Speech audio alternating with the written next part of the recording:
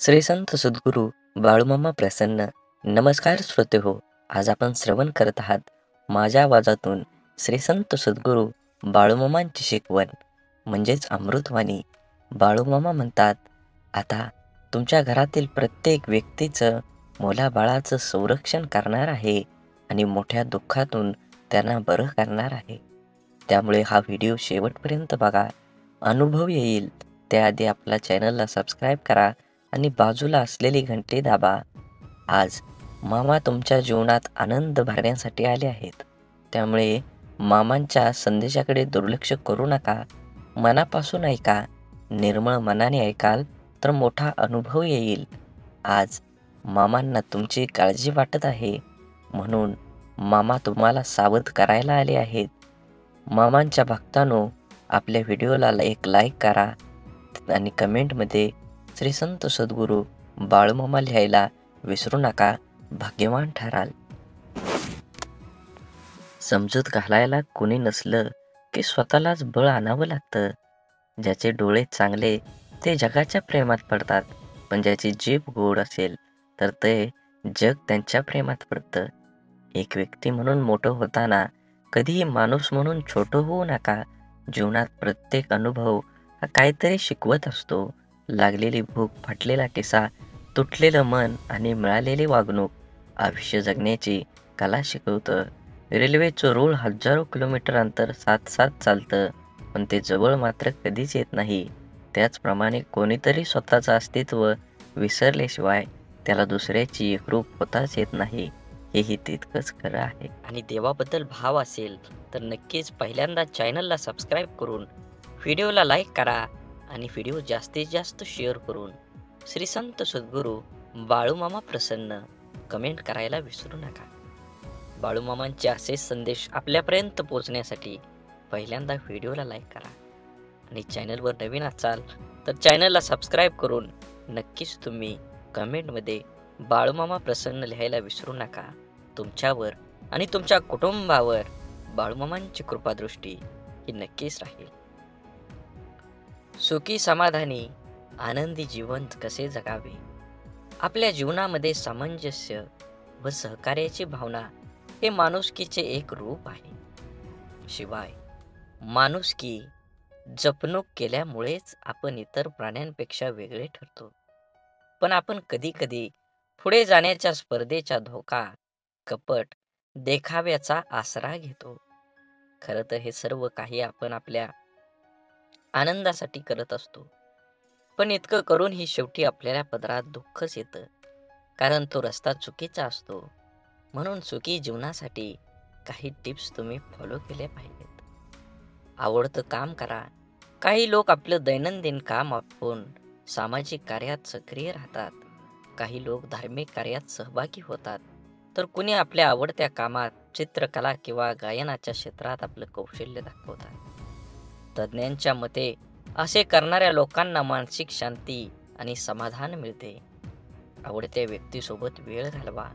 आनंदी राहायचं असेल तर आपल्या आवडत्या व्यक्तीसोबत वेळ घालवा. ही व्यक्ती कोणीही असू शकते. आपण ज्याच्यावर प्रेम करतो आणि जे आपल्यावर अथांग प्रेम करतात तेही माणसं. हा भावनेचा भुकेला असतो. मनुष्य आणि रोबोटमध्ये फरक फक्त भावनेचा आहे. जे लोक आपली काळजी घेतात त्यांना आपल्या प्रत्येक गोष्टीची चिंता असते. अशाच लोकांना वेळ आणि प्रेम दिलं पाहिजे. सरळ जीवन जगा. आपली आर्थिक आणि सामाजिक स्थिती पाहूनच जीवन जगलं पाहिजे. दुसऱ्यावर आपला चांगला प्रभाव पडावा म्हणून विनाकारण पैसे उडवण्याच्या वाचलेल्या पैशांची बचत करा. शिकलं पाहिजे. वस्तुस्थिती पाहूनच खर्च करायला हवा. नेहमी आपल्यापेक्षा कमी दर्जाच्या लोकांना डोळ्यासमोर ठेवून चालल्याने मनातील द्वेष कमी होतो. प्रामाणिकपणे वागा. मनुष्याच्या अंगी प्रामाणिकपणा असणं खरंच खूप गरजेचं असतं. यामुळे माणसाला मानसिक शांतता मिळते. मनात कपट असणाऱ्या व्यक्ती नेहमी काळजीतच असतात, कारण त्यांना कोणतीही गोष्ट करण्यासाठी खोट्याचा आसरा घ्यावा लागतो. त्यातूनच त्यांना आपलं बिंग फुटता की नाही याची भीती वाटतं. शेवटी तुम्ही वचन पाळलं पाहिजे. अनेक लोक विचार न करता दुसऱ्यांना वचनं देतात, पण ती पूर्ण करता येत नाहीत. अशा प्रवृत्ती आपल्याला सामाजिक प्रतिमेवर वाईट प्रभाव पाडते. या उलट वचन पाळणाऱ्या लोकांना सगळ्यांचं प्रेम आणि विश्वास मिळतो आणि त्यांच्यावरही लोकांचा विश्वास असतो. जीवनात तेच आनंदी राहू शकतात जे ही जगण्याची कला शिकतात. तोच माणूस जीवनातील प्रत्येक क्षणांचा आनंद घेऊ शकतो, कारण त्याला माहीत असतं की जगात कोणतीही गोष्ट परिपूर्ण नाही. प्रत्येक माणसामध्ये, प्रत्येक गोष्टीत काहीतरी कमतरता असते. जर तुम्हाला आनंदी राहायचं असेल, तर जगातील कोणतंही दुःख तुम्हाला जास्त काळ दुःखी ठेवू शकत नाही.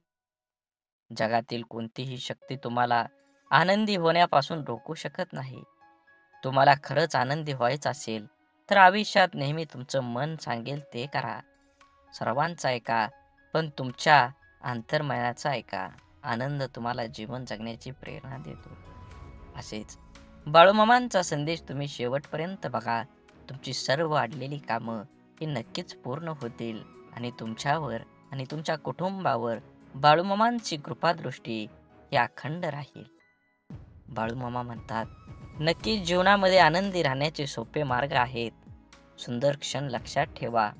आयुष्यात जेव्हा कधी तुमचं मन दुःखी असेल, तेव्हा तुमच्या भूतकाळातील सुंदर क्षणांची आठवण करा. उदाहरणार्थ, लहानपणीची खोड, मित्रांसोबतची मजा, एखाद्यासोबत घालवलेले सुंदर क्षण किंवा चित्रपटातील मनोरंजक दृश्य. लक्षात ठेवा, तुमच्या उदास चेहऱ्यावर आपोआप हसू येईल. कोणाकडून ही अपेक्षा ठेवू नका. आयुष्यात नेहमी आनंदी राहायचं असेल, तर इतरांकडून अपेक्षा करणं सोडून द्या. कारण प्रत्येक वेळी प्रत्येकजण तुमच्या अपेक्षा पूर्ण करू शकत नाही. आणि जेव्हा अपेक्षा तुटतात, तेव्हा राग, द्वेष, मत्सर, दुःख आणि अविश्वासाचे वातावरण निर्माण होतं, जे तुमच्या आयुष्यात दुःख आणि निराशा भरतं. त्यामुळं लोकांकडून अपेक्षा करणं थांबवा आणि स्वतःवर विश्वास ठेवा. स्वतःच्या कुटुंबाकडे दुर्लक्ष करू नका. आपल्या कुटुंबातल्या प्रत्येक व्यक्तीकडे लक्ष द्या. जीवन खरंच खूप सुंदर आहे. ते सुंदरपणानं जगलं पाहिजे. आयुष्यात येऊन आपण प्रत्येक गोष्ट अनुभवली पाहिजे. प्रत्येक गोष्टीत आपल्याला यश मिळेलच असं नाही. काही गोष्टी तुम्हाला यश मिळेल, पण काही गोष्टी तुम्हाला नक्कीच काहीतरी शिकवून जातील.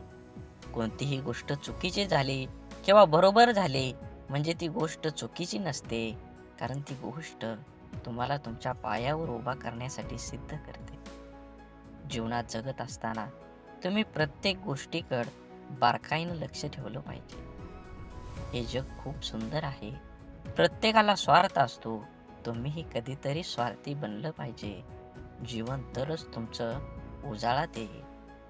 तुमचे मित्र खूप महत्त्वाचे आहेत, हे मान्य आहे, पण तुम्ही त्यांना ज्या ठिकाणी भेटायला जाल ते घर आहे. म्हणूनच तुम्ही तुमच्या कुटुंबालाही पूर्ण वेळ देणं गरजेचं आहे.